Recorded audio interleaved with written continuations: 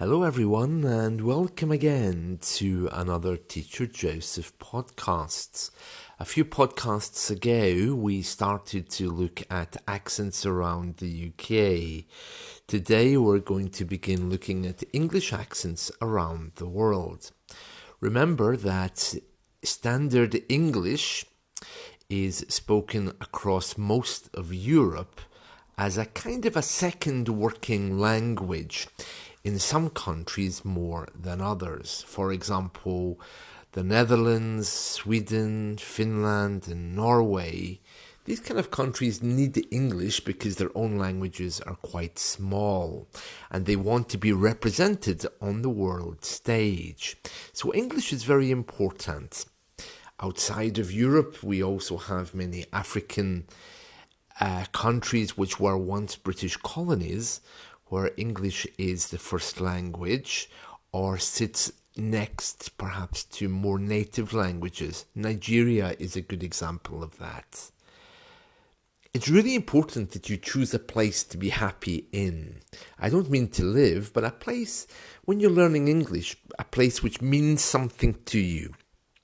Why? Because it helps with your identity, first of all, and secondly, it can be very affirming.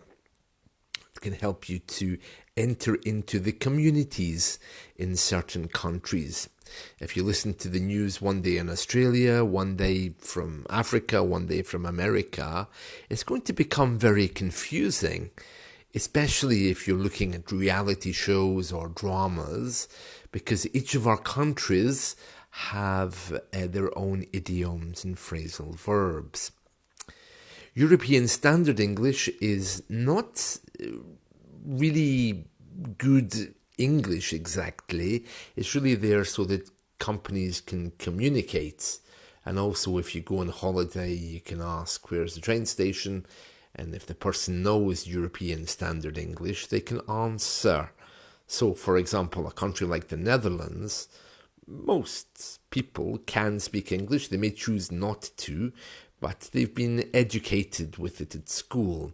So European Standard English is very common across Europe, but you should not assume everyone likes it or wants it or indeed uses it.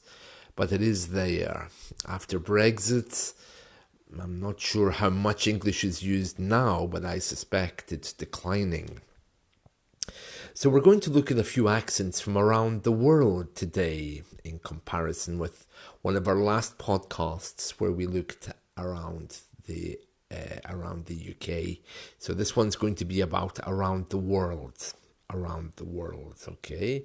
So let me just say that again because I don't think I said it correctly there.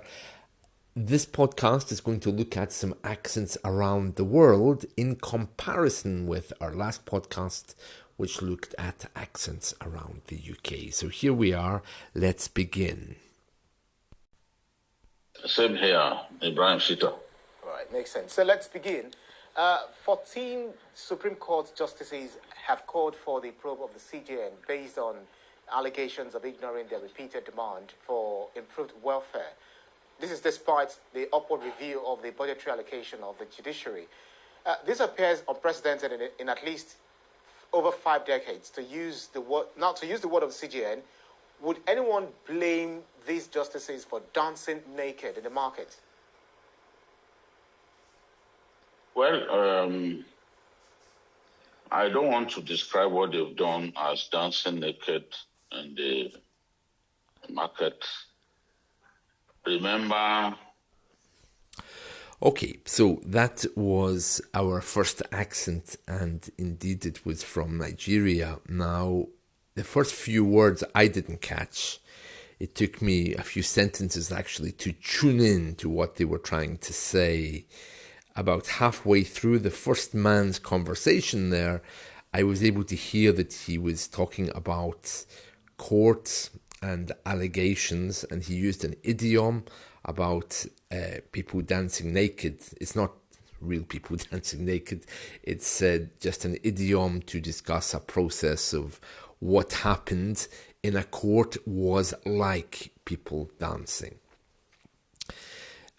First of all, I can say I didn't understand the idiom. Okay, I didn't really understand his voice, but I started to hear a few words that I recognized: court, allegation, dancing. The second guy there that we heard, because he was speaking slower, it was easier for me to understand. So that was Nigeria. So my point is that if I'm not understanding this, neither will you. But if you listen to Nigerians every day, then you would.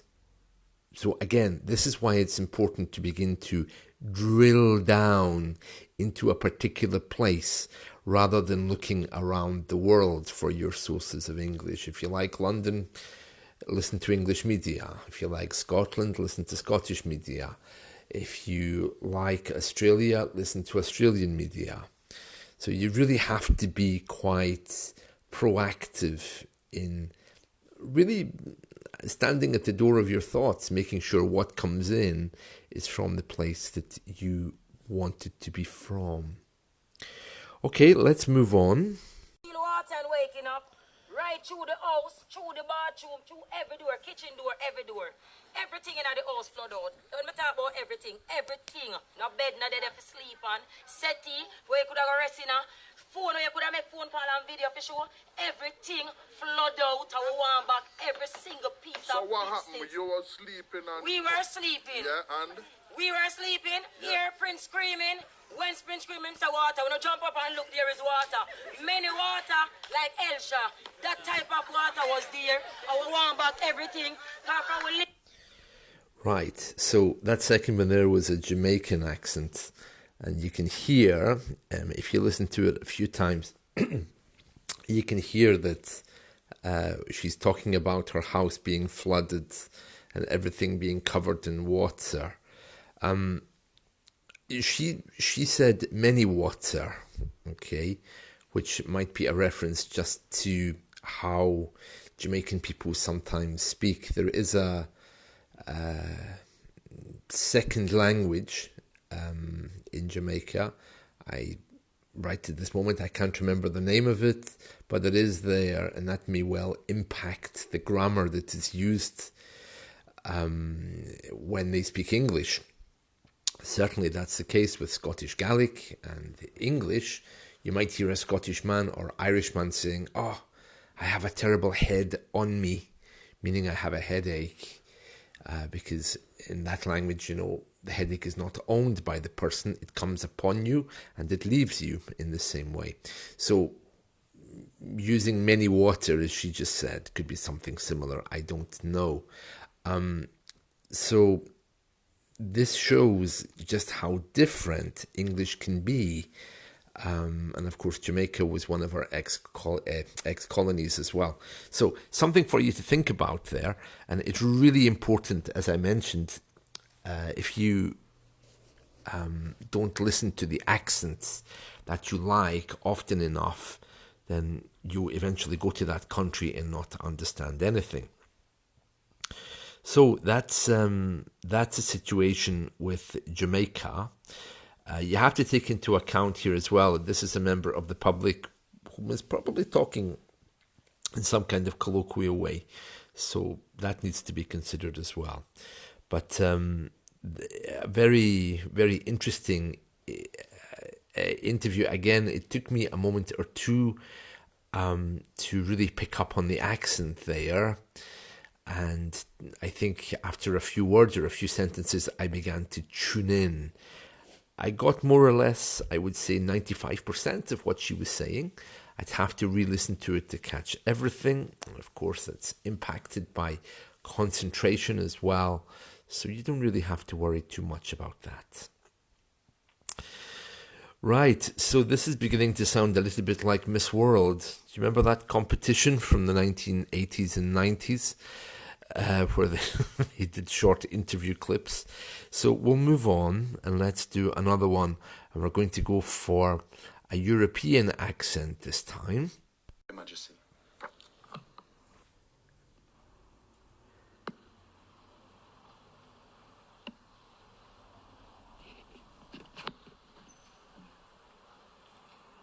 Mr. President, Your Excellencies, ladies and gentlemen. During this General Assembly, all the member states of the United Nations make their voices heard.